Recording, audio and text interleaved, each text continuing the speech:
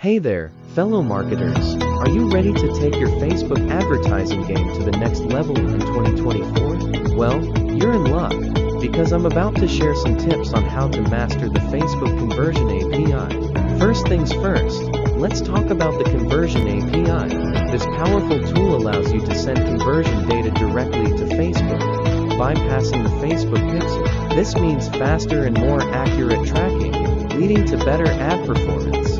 Now, here's how you can maximize your ads with the Conversion API. 1. Ensure your website is ready for the API. This includes updating your code and making sure your website can handle the API's requirements. 2. Integrate the API into your website. This involves adding the API's code to your website and testing it to make sure it's working properly.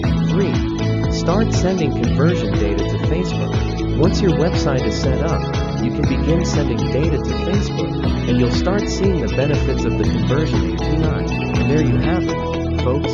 By mastering the Facebook Conversion API, you'll be well on your way to maximizing your ads in 2024. Thanks for tuning in, and don't forget to follow and subscribe for more marketing tips and tricks.